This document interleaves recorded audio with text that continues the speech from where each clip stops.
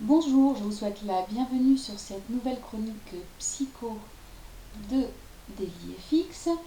Je suis Caroline Beaumanine, je suis trader pour compte propre et coach de trader sur la partie psychologique et comportementale.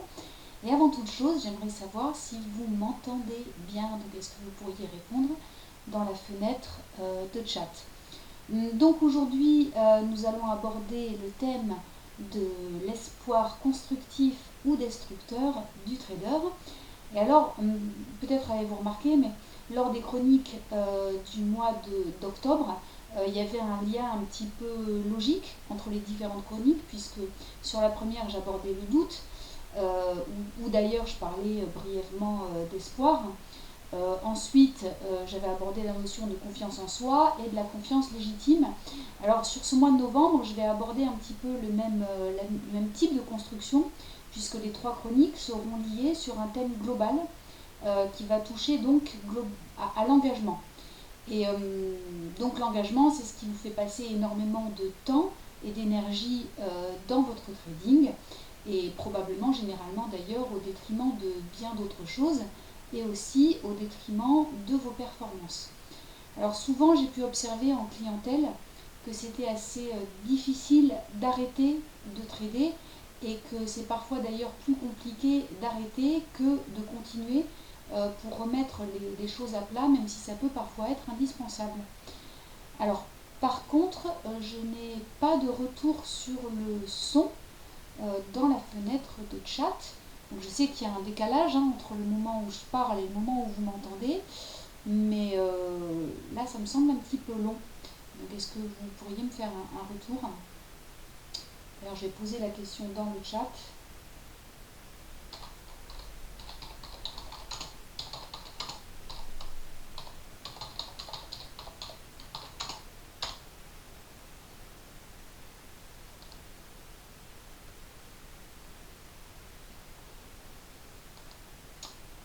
Voilà, parce que d'accord, j'ai posé la question.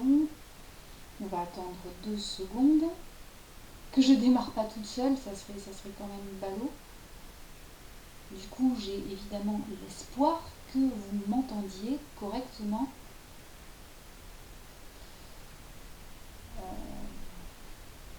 Mais que se passe-t-il? Comment ça se fait que j'ai pas de retour? Est-ce que j'aurais un souci avec la fenêtre de chat?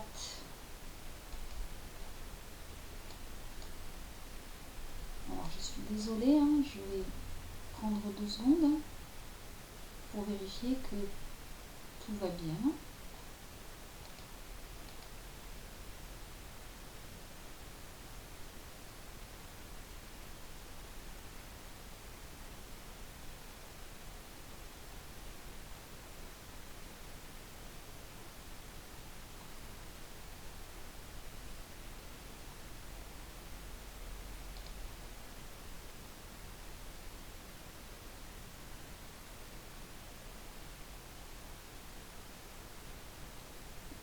Ah oui, c'est bon. Ah bah alors je sais pas, mais il y avait du coup...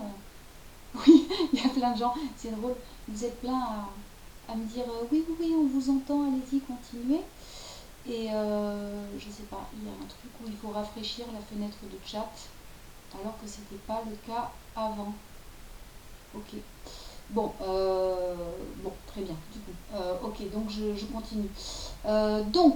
Ce mois-ci, donc on va étudier les différents leviers psychologiques qui vous empêchent de renoncer.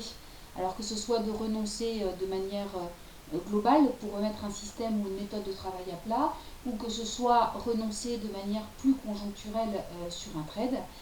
Donc c'est ce qui va suivre un petit peu le fil conducteur de l'ensemble de ces chroniques du mois de novembre. Et donc aujourd'hui nous allons parler d'espoir. Alors justement quand j'abordais le doute, j'avais brièvement parlé de la notion d'espoir, et donc j'expliquais que tout comme le doute, l'espoir c'est un petit peu comme une médaille qui a deux faces. Il y a une face qui est lumineuse, donc qui va nous permettre d'avoir de l'envie, de la motivation et une certaine résistance face à l'obstacle, et une face qui est plus sombre et qui nous empêche globalement de regarder la réalité en face, et qui nous empêche de nous remettre en question. Donc pour résumer, en introduction sur ce sujet, on va dire que un espoir positif a 3 caractéristiques qu'on va étudier.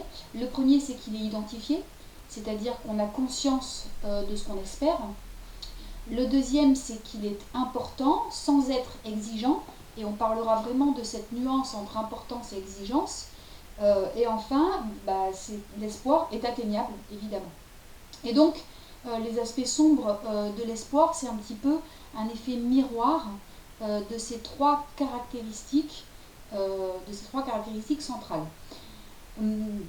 Donc, concrètement, l'espoir, ça va être la première étape, ou le premier domino. J'aime souvent prendre cette image de la théorie des dominos. Donc ça va être le premier domino de beaucoup de dérives, et ça peut engendrer un engagement excessif dans une position, et dans le refus notamment de couper une perte, ce que d'ailleurs Tammy Cabage appelle le mode espoir.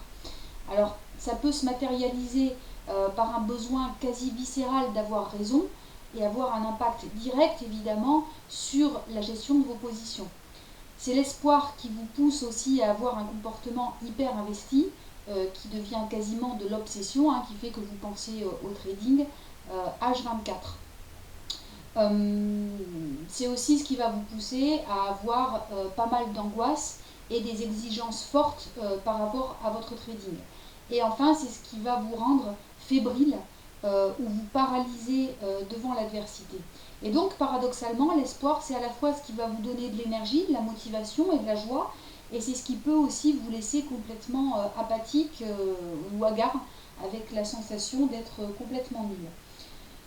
Donc nos espoirs, c'est toutes nos attentes. Et en fait, une attente qui est bien gérée est évidemment constructive, et une attente qui est irrationnelle, qui est de l'ordre du désir, du fantasme, va rapidement devenir destructrice. Voilà, donc dans ce webinaire, on va aborder plusieurs sujets pour décortiquer ce thème.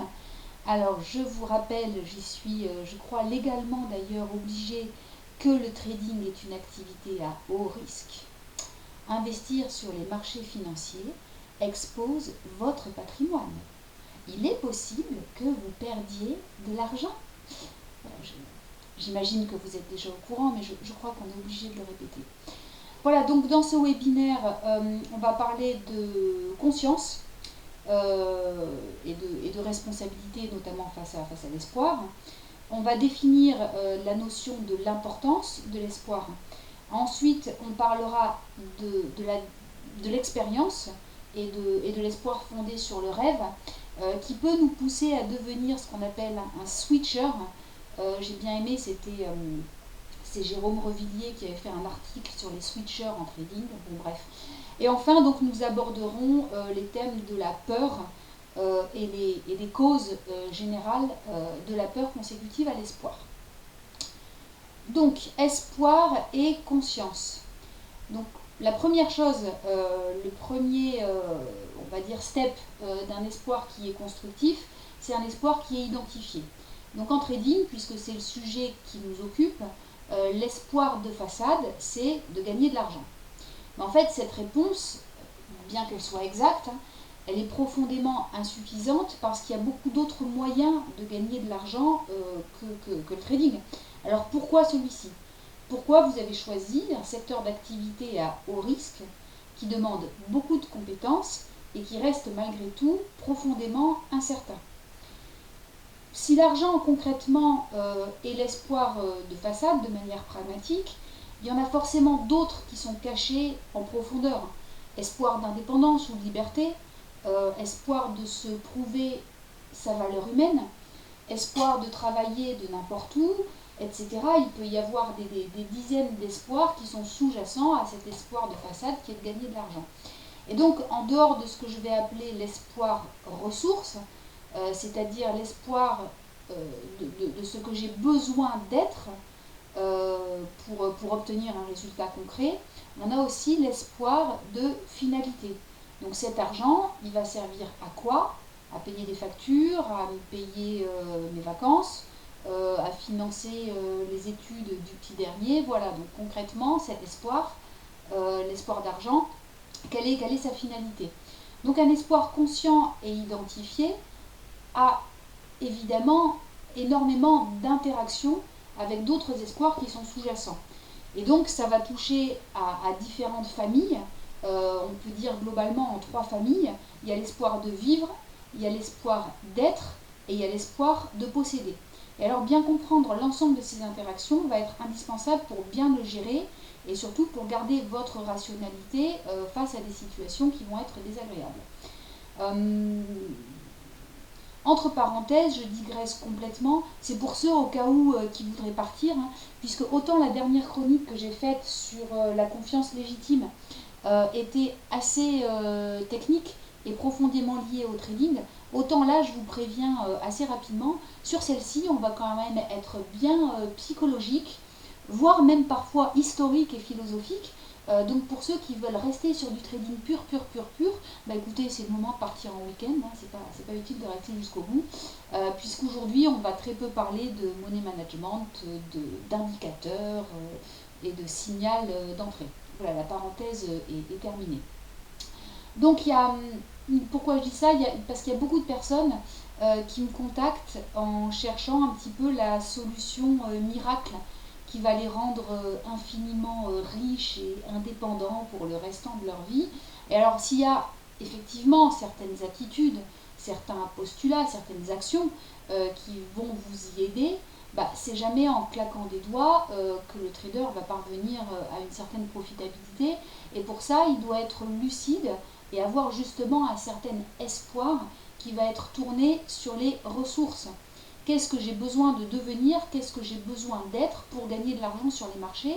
Et un espoir constructif va se tourner fondamentalement sur les moyens. Donc on espère tous un résultat, hein. Mais il faut garder à l'esprit que le résultat, on ne le maîtrise jamais réellement, surtout sur du court terme. Et donc placer vos espoirs conscients sur les moyens ou sur les ressources, c'est la seule manière d'avoir une certaine responsabilité face à votre espoir final. C'est pour ça que je fais la distinction entre espoir ressources et espoir finalité, puisqu'au bout du compte, l'espoir finalité, c'est qu'une formalité, c'est qu'une conséquence de l'espoir ressources. Donc j'espère devenir compétent, j'espère corriger certains réflexes, j'espère mettre en place une méthode de travail qui me corresponde, mais j'ai pas d'espoir sur ce trade précisément, j'ai pas d'espoir sur une performance hebdomadaire. Voilà, ça c'est le type de discours responsable que vous pouvez avoir. Donc c'est d'avoir conscience de la teneur de votre espoir et donc de mener une réflexion lucide sur les moyens nécessaires à votre finalité. C'est ce que j'appelle un espoir conscient. Donc ensuite, l'espoir est important. Donc il est important parce que évidemment, le premier point, c'est ce qui va vous permettre d'avoir de l'énergie et de la motivation. Je veux dire, on a tous besoin d'espoir, et d'ailleurs l'espoir fait partie intégrante de l'humanité, hein. Je pense que voilà, il n'y a aucune personne psychiquement vivante qui peut qui peut vivre sans espoir. Par contre, il faut différencier l'espoir du désir. Un espoir conscient, comme on vient de le voir, va vous permettre d'agir en acteur responsable. Donc on construit son espoir, on l'alimente, on le réfléchit, on l'affine, j'ai envie de dire. Et donc, si vous travaillez bien votre espoir, il est maîtrisé, il est canalisé, alors que le désir, lui, est complètement brut et impétueux. Alors, une fois de plus, je vais vous demander 2 secondes, parce que j'essaye de suivre en parallèle le chat, mais j'ai pas l'impression qu'il soit mis à jour. Est-ce que vous pouvez me mettre un message, là maintenant, tout de suite, n'importe qui, sur la mise à jour du chat?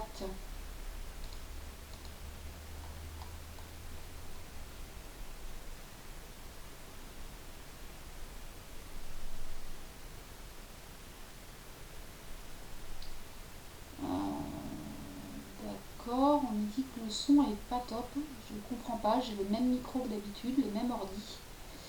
D'accord. Bon. Euh,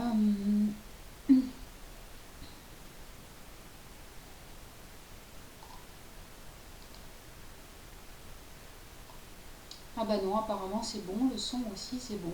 Ouais, je comprends pas. Ok. Ok, bon, écoutez, d'accord, je vais continuer. Je sais pas, ça dépend peut-être de certaines personnes. Euh, voilà. J'en étais où? J'en étais où? J'en étais où? C'est une bonne question. Oui, donc l'espoir donc est important et c'est ce qui va vous donner de l'énergie pour pouvoir continuer, notamment face à des moments qui vont être compliqués. Et bon, par contre, il faut dissocier l'espoir du désir. Voilà, j'en étais là. Donc un espoir conscient, c'est un espoir qui est responsable, alors que le désir, vous en êtes complètement esclave, tant le désir a une espèce de force qui est viscérale, qui est physique et qui est assez impérieuse. Donc globalement, le désir va vous priver de votre liberté dans le sens où il va vous rendre profondément réactif aux résultats. Vous avez besoin de réussir ici et maintenant et c'est ce que j'appelle une exigence.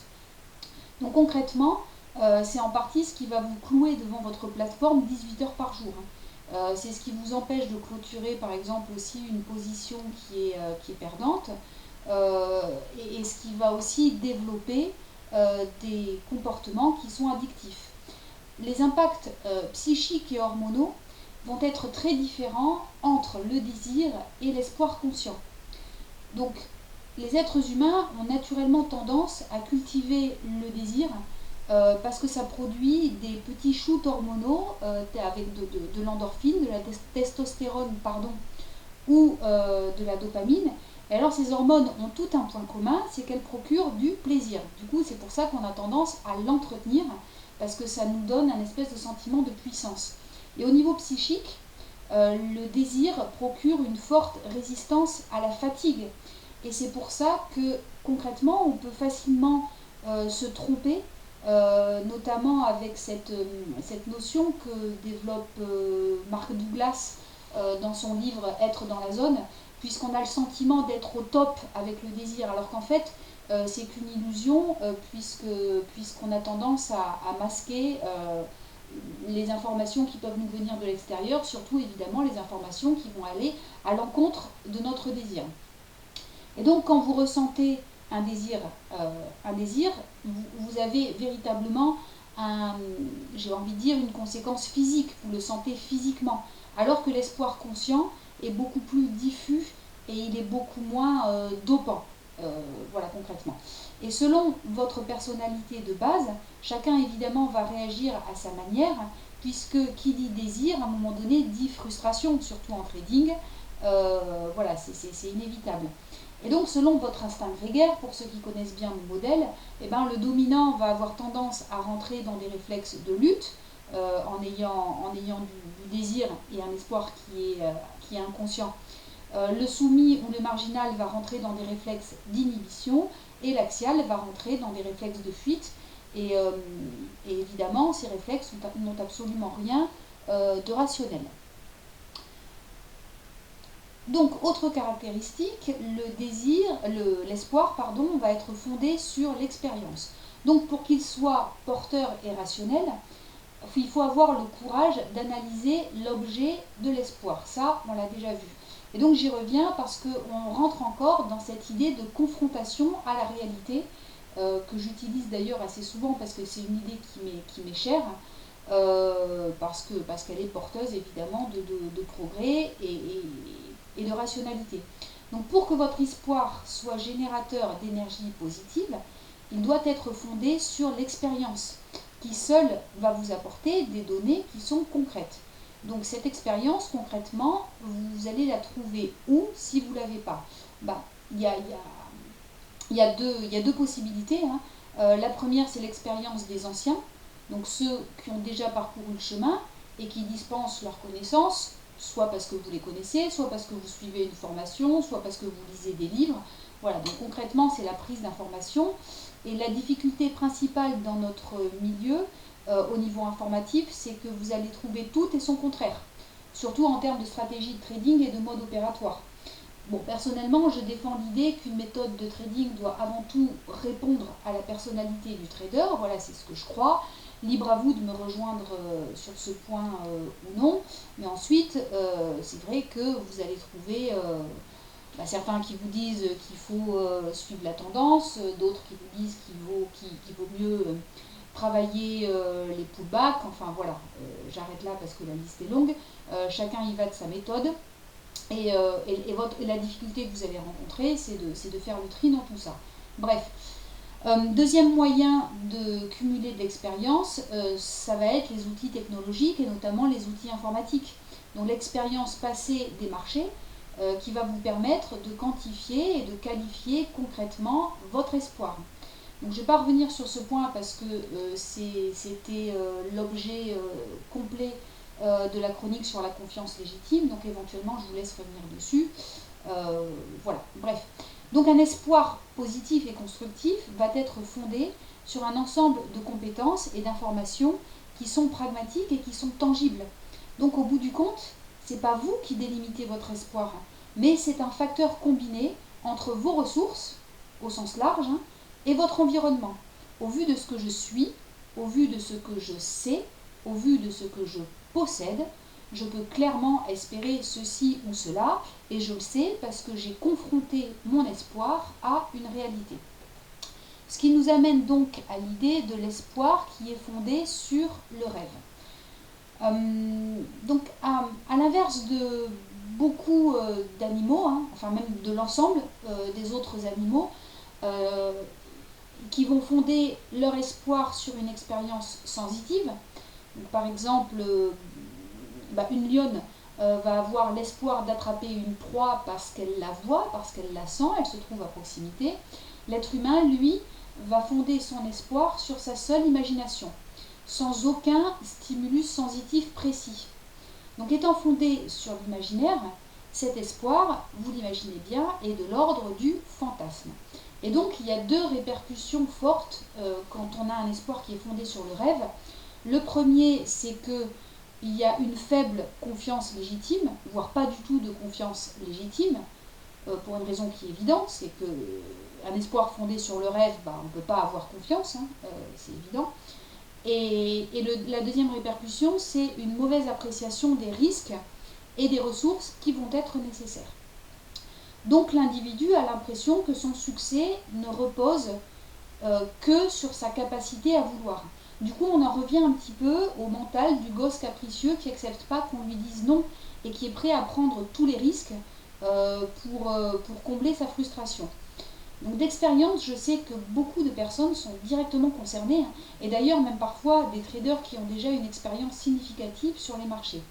Alors pourquoi des personnes qui ont une expérience comme ça et une certaine compétence vont parfois fonder leur espoir sur le rêve? Alors il peut y avoir différentes causes et qui va dépendre globalement de vos réflexes instinctifs. Donc là je vous donne quelques exemples. Donc, par exemple, le dominant va avoir un dialogue intérieur du type j'ai le droit d'assouvir mon espoir, j'ai le droit d'avoir un espoir fort, pour la simple et bonne raison que c'est moi avec un M majuscule.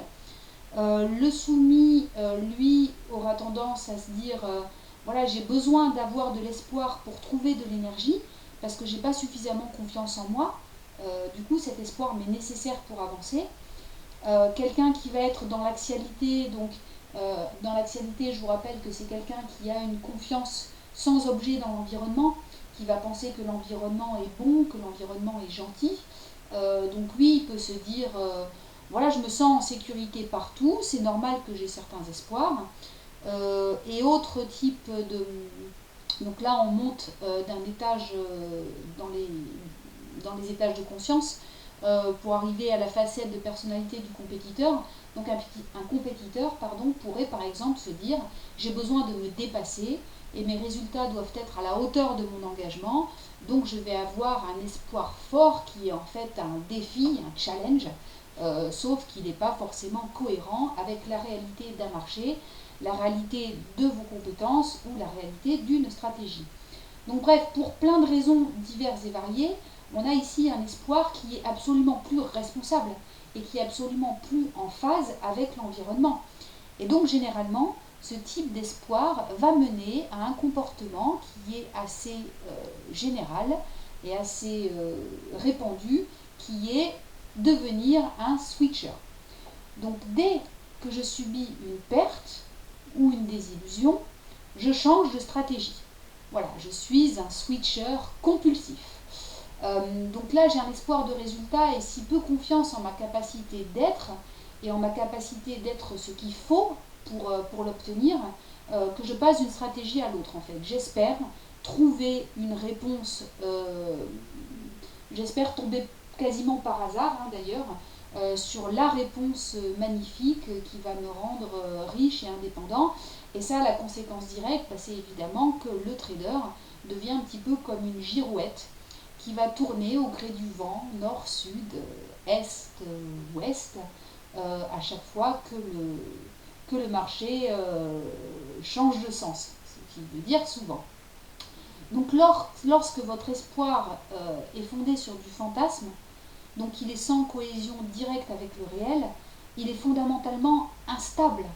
Et cette instabilité ne vous permet pas évidemment de construire une méthode de travail qui est efficace sur la durée parce que vous êtes un peu comme un papillon qui papillonne de fleur en fleur, quoi, et ça s'arrête là.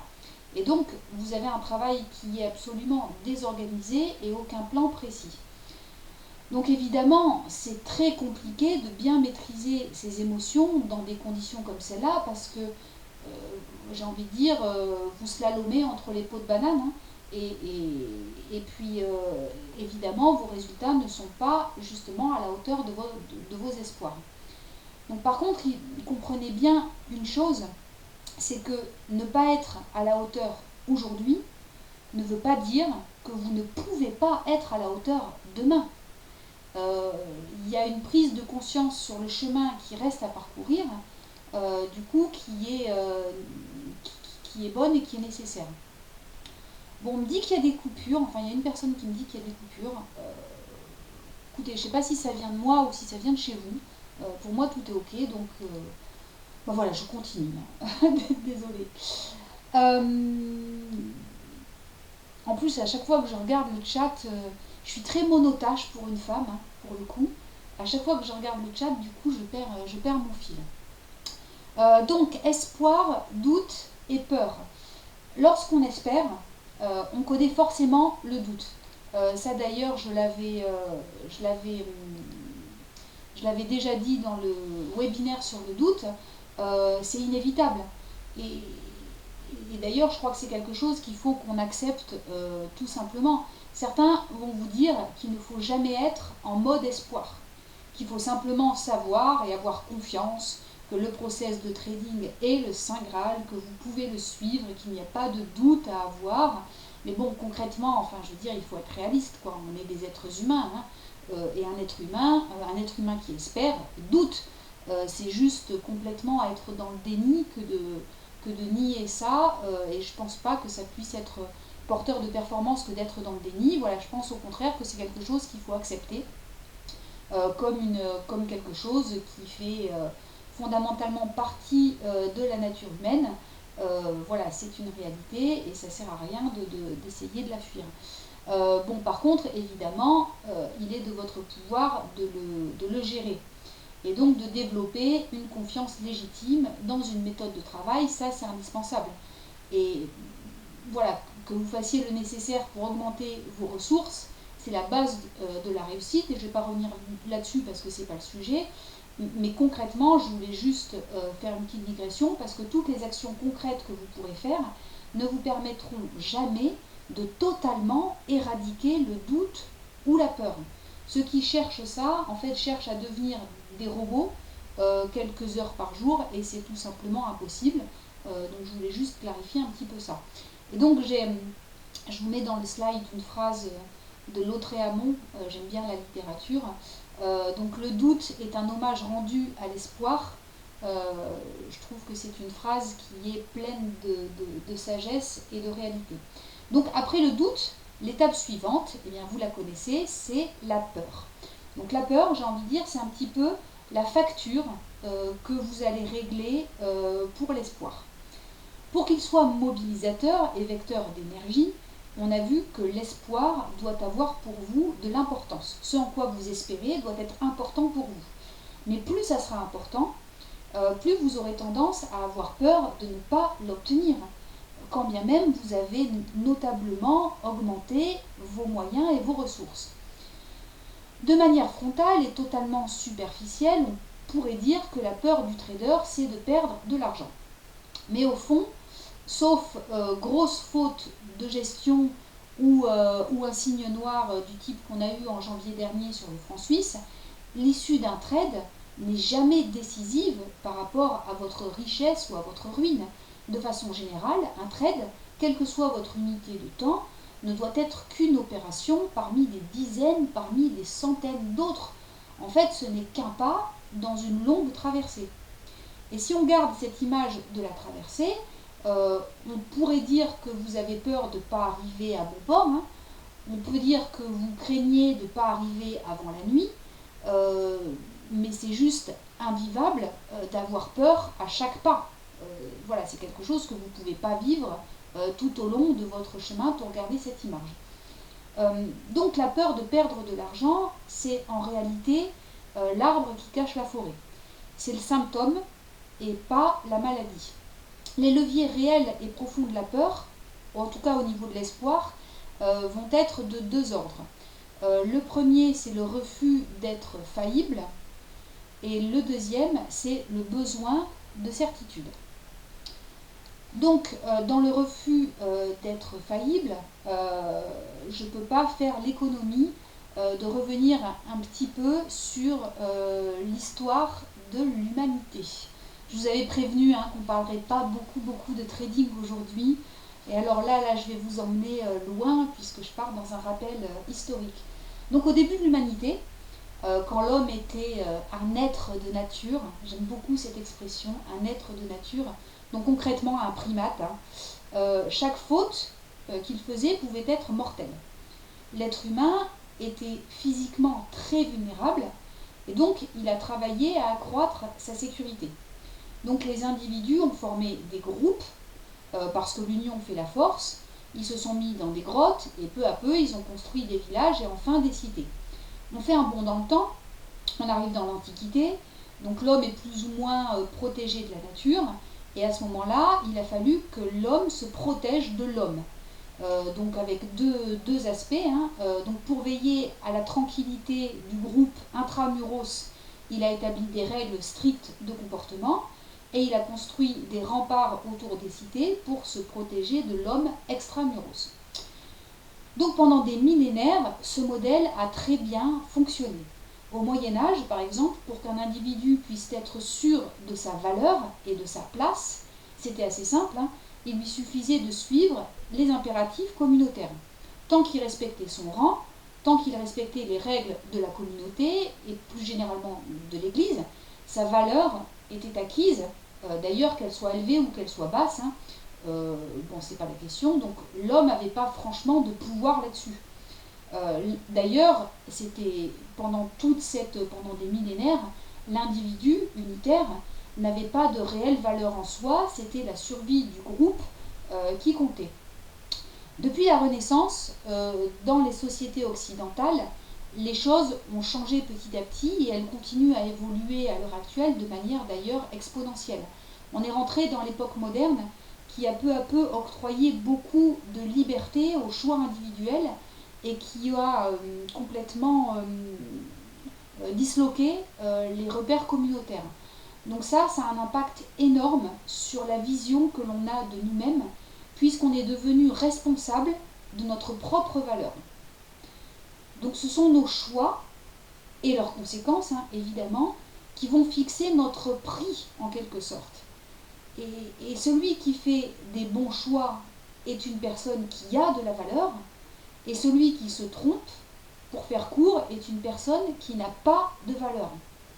Donc ça, c'est une information qui est vachement importante sur la manière dont on va gérer nos trades et sur la manière dont on va gérer notre espoir, puisque l'homme moderne, d'une certaine manière, est revenu vers ces temps immémoriaux où l'homme était un être de nature, puisque sa survie identitaire dépend de ses choix.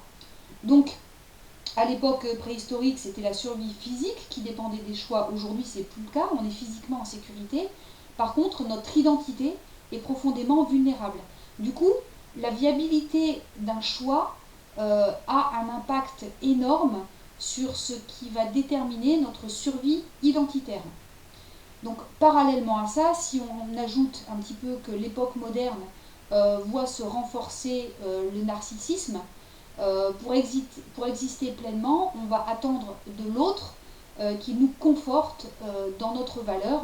Et du coup, la valeur de nos choix et tout l'émotionnel qu'on met dans nos choix est par conséquent, évidemment, hyper important. Donc si je reviens sur ces préceptes historiques, c'est pas uniquement par plaisir, hein, bien que j'avoue, voilà, je plaide coupable, c'est un sujet que j'aime bien, mais pour que vous compreniez bien à quel point l'homme moderne est sensible à l'erreur. Se tromper, vivre un échec, est souvent associé à un risque réel et profond de mort identitaire. C'est donc toute une société qui va véhiculer ce message pour exister, pour que j'ai de la valeur, je dois être profondément performant. Alors qu'est-ce que ça engendre concrètement sur le sujet qui nous occupe? Eh bien évidemment, une réactivité forte à la perte, le besoin de se refaire immédiatement, là tout de suite, parce que sinon j'ai peur de ne pas avoir, sans parler des yeux de la société ou du regard de l'autre, la valeur que je me donne à moi-même va baisser quand je vis une perte, et donc j'ai besoin de me refaire. Accepter du coup une perte revient par effet domino à accepter que ma valeur baisse, concrètement que je ne vaux rien et que je ne suis pas digne d'amour. Alors évidemment, c'est quelque chose qui est assez difficile à vivre, et au niveau instinctif, donc notamment sur la confiance en soi, l'impact va être très important selon votre niveau de dominance ou de soumission.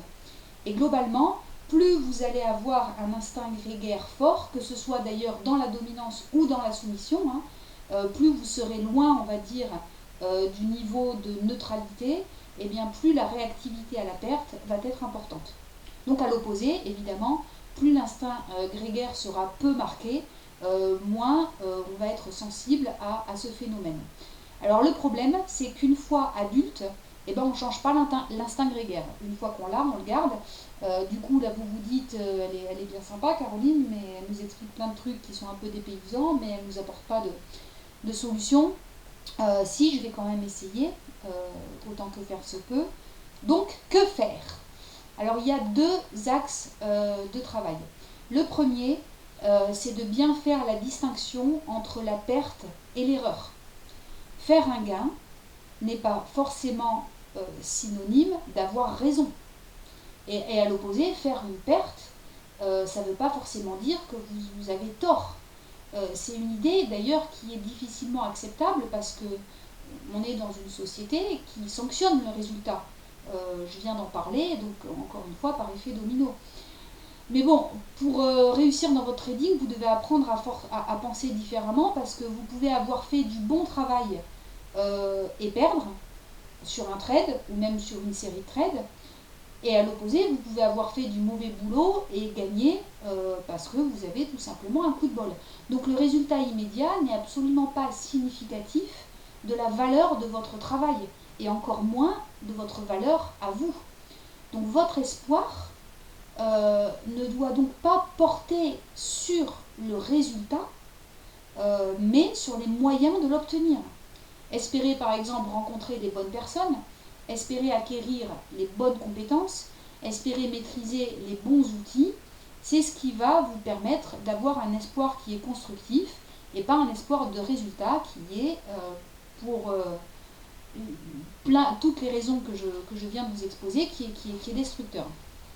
Et donc le second axe de travail, alors celui-là je l'adore, c'est de prendre conscience de notre nullité. Alors là j'en réfère à un talk TEDx de Yann Dallaglio.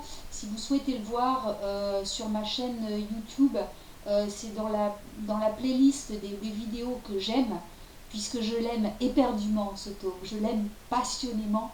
Donc Yann Dallaglio qui parle justement de la valeur individuelle et qui invite l'individu à prendre conscience de sa nullité. Oui, je suis nul, mais rassurez-vous, vous aussi. Et donc c'est une idée que j'aime bien, même si le mot nullité peut paraître fort ou désagréable. Donc c'est un principe en fait d'autodérision et d'humilité. Si on arrive à accepter d'emblée si on accepte d'emblée notre nullité entre guillemets, autant individuelle que générale, eh ben on se décharge d'un poids qui est complètement inutile.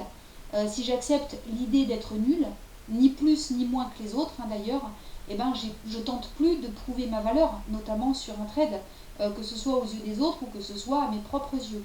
Et du coup, je suis disponible pour recevoir les informations du monde, les informations des graphiques, les informations de mes reportings, les informations de mes backtests, voilà, toutes les informations concrètes et pragmatiques que vous pouvez recevoir par rapport à votre trading. Donc, ensuite, on a le besoin de certitude. Donc, une perte va nous toucher dans nos certitudes.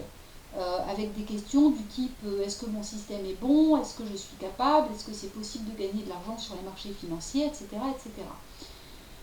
Donc souvent, pour gérer un espoir exigeant et non négociable, on va tenter de se réfugier dans des certitudes qui ne sont pas forcément aidantes.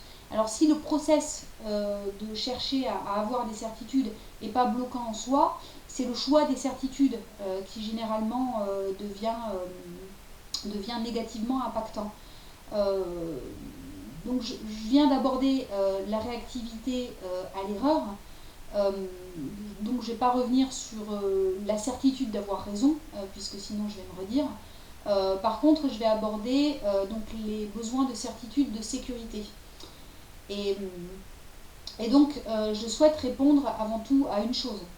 Quand vous mettez votre capital sur les marchés financiers, il n'est pas en sécurité. C'est d'ailleurs l'avertissement que DailyFX m'a demandé de mettre en première page de tous les webinaires. Quand vous mettez votre capital sur les marchés, votre argent n'est pas en sécurité. Ça aussi, vous devez l'accepter.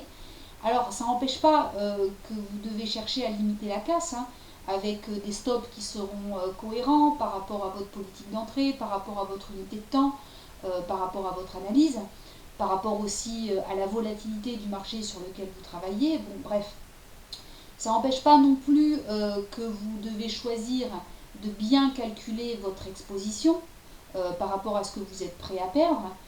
Mais en attendant, voilà, que vous construisiez aussi bien que possible votre money management et que vous ayez des points d'entrée aussi qualitatifs que possible, quand vous mettez votre argent sur les marchés financiers, il n'est pas en sécurité.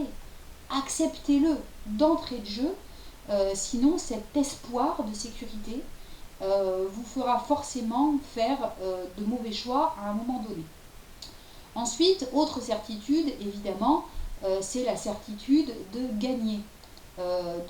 Notamment sur un trade. Généralement d'ailleurs, cette certitude vient quand on est déjà dans une mauvaise posture.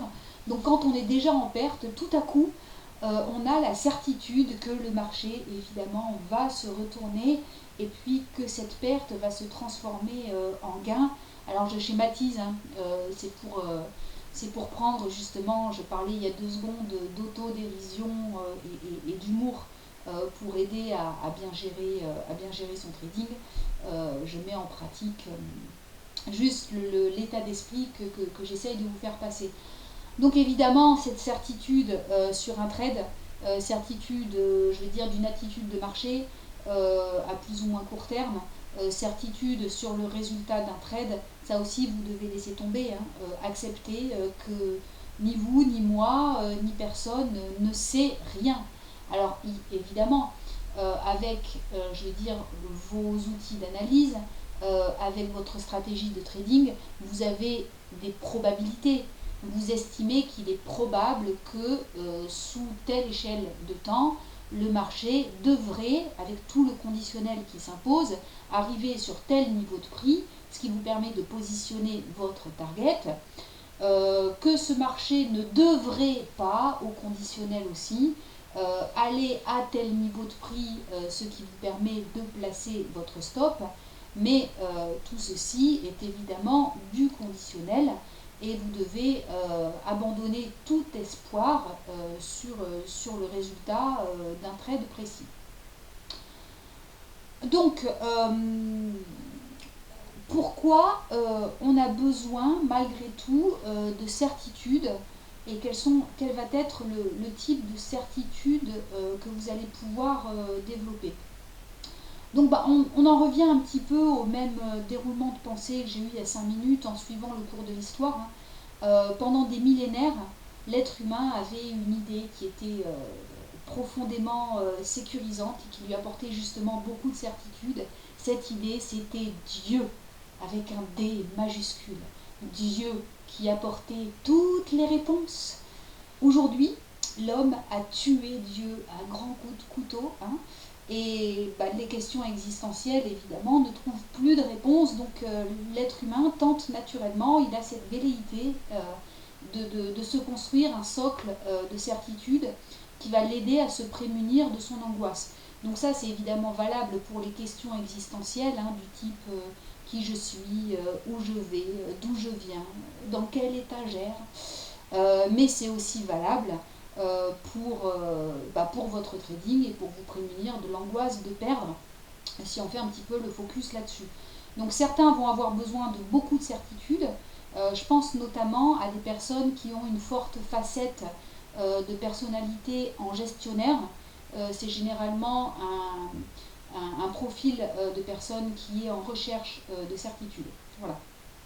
Donc tenez, à ce sujet, il y a peut-être des gens qui ne connaissent pas encore le site neuro-trading.fr. Et sachez qu'en page d'accueil, parce que là j'ai fait référence dans ce webinaire aux compétiteurs et aux gestionnaires, mais il y en a peut-être qui ne savent pas de quoi je parle. Donc il y a un test de personnalité en page d'accueil du site Neurotrading, qui est gratuit d'ailleurs, entre parenthèses, où vous pouvez tester vos facettes principales. Donc si vous ne l'avez pas déjà fait, eh bien, je vous invite à y aller.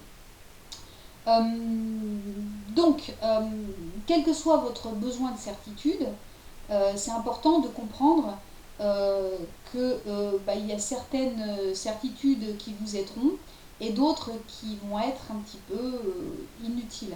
Elles sont comme le H de Hawaï, pour citer le grand philosophe moderne Bryce de Nice, elles servent à rien. Voilà. Donc les certitudes aidantes dans votre trading, c'est quoi? Il n'y en a pas 50 concrètement, c'est l'ensemble des démarches d'analyse que vous avez par rapport à votre système d'entrée et par rapport à votre système de gestion. C'est l'optimisation de vos outils informatiques et c'est aussi évidemment le travail mental et la gestion de vos émotions, sujet qui me passionne tout simplement. Toutes les autres certitudes, donc du type je garde le contrôle sur l'issue d'une position, je sais que je vais faire telle performance, le marché va faire ceci ou cela, etc. Donc tout ce type de certitudes vont être un handicap pour bien gérer vos positions et pour bien gérer votre trading. Donc tout ce qu'on vient de voir, donc la peur, la gestion de la peur et le besoin de certitude va transformer votre espoir en exigence. Et donc l'exigence, c'est une autoroute vers le stress. Alors vous connaissez probablement déjà les réflexes conditionnés de l'être humain quand il est stressé, la fuite, la lutte et l'inhibition. Donc concrètement, par rapport à votre espoir, quand votre espoir va être touché, avec un réflexe de fuite, vous allez avoir peur. Avec un réflexe de lutte, vous allez avoir tendance à avoir un comportement audacieux. Alors l'audace peut parfois être positive pour un projet et même pour votre trading, mais elle est parfois déplacée. Donc là, il y a une vraie question à se poser. Et avec un réflexe d'inhibition, eh bien, c'est ce qui va mener tout simplement au désespoir et à l'absence complète d'énergie. Voilà, donc j'ai conscience que ce webinaire était peut-être un petit peu moins structuré parce que j'ai pas fait appel à des outils de type des outils opérationnels, informatiques ou stratégiques. Donc je vais vous résumer pour finir les deux types d'espoir. Donc l'espoir destructeur. La première étape, c'est je décide de me mettre au trading avec un espoir assez vague. L'étape qui suit assez logiquement quand on a un espoir qui est trop vague, c'est j'ai peur, je refuse de me tromper ou j'ai besoin de certitude. Donc j'espère de façon irrationnelle parce que c'est justement mon espoir uniquement qui va me permettre de continuer et qui me rassure, mais je suis fébrile. L'étape suivante, c'est les feedbacks des marchés mettent mon espoir en péril. Je suis en train de me rendre compte que mon espoir, il n'est peut-être pas réalisable. Étape suivante, je stresse. Et l'étape suivante, c'est je me ruine. Voilà. Et donc, parallèlement à ça, un espoir constructif. Quelles vont être les différentes étapes? La première, c'est je décide de me mettre au trading avec un espoir assez vague. Donc, la première étape ne change pas. C'est la deuxième, par contre, qui va changer. Donc, je m'informe et je fais en sorte de créer un espoir responsable et conscient. Donc, un espoir qui est porté sur les ressources et pas sur le résultat. Ensuite, je rentre en action et je maximise mes ressources, ce qui me permet de me détacher du résultat et de m'enrichir.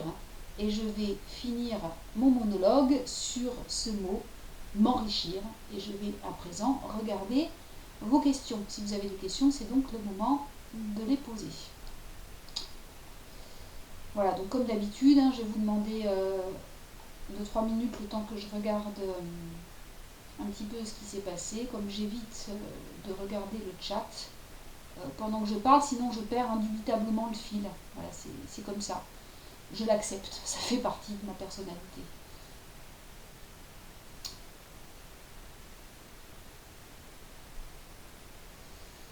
D'accord.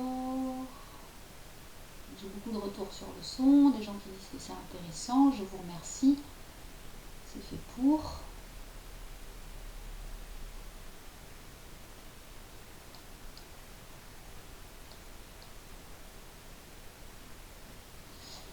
Alors il y a quelqu'un qui me marque, je le mets dans la, je transfère dans la fenêtre de chat, que l'espoir naît quand il y a besoin de travail. Voilà, donc l'espoir naît quand il n'y a plus de moyens d'agir par le travail ou par l'action, c'est-à-dire pour le trader, le moment où la position est prise. Alors, je ne suis pas d'accord avec vous. Spotix, j'imagine que c'est pas votre nom de baptême. Bref, je rigole. Non, mais de l'espoir, tout le monde a de l'espoir. Je veux dire, j'ai lu certains ouvrages, d'ailleurs au demeurant très intéressants et qui m'ont appris plein de choses, qui mettent un petit peu, qui clouent l'espoir au pilori en disant voilà, il ne faut pas avoir de l'espoir, vous ne devez pas être en mode espoir. Mais c'est juste impossible. L'être humain espère, c'est comme ça. C'est complètement être dans le déni que de refuser cet état de fait. On espère, c'est un état de fait. Par contre, on n'est pas forcément victime de notre espoir, on n'est pas forcément spectateur de notre espoir, je veux dire. On peut être complètement acteur et proactif par rapport à cet espoir, c'est-à-dire justement de ne pas dénier ce principe d'espoir, de ne pas être justement dans le refus de l'idée même d'espérer, mais dans le fait de construire un espoir qui va être raisonné. Puisque de toute façon, le principe d'espoir, un être humain espère. C'est inévitable. Je ne vais pas vous refaire tout le déroulé que je viens de faire pendant 45 minutes, mais c'est un petit peu ce que j'essayais de vous expliquer par différents biais. L'espoir fait indubitablement partie de la nature humaine. Être dans le déni, ça ne sert à rien. Par contre, dans la gestion consciente et responsable d'un espoir, c'est là, je pense, qu'on peut arriver à faire... à être un petit peu plus constructif.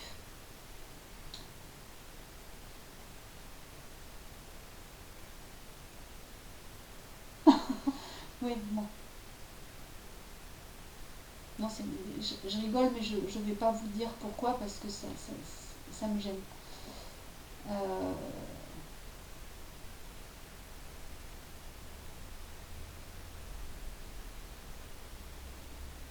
ouais, d'accord. Non, bah écoutez, apparemment les choses étaient assez claires, donc je vous remercie. Il est vendredi soir, il est 16h54. Il est temps que je vous souhaite un bon week-end.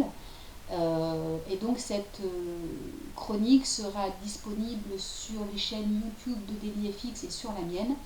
Donc si vous avez besoin de la revoir, n'hésitez pas.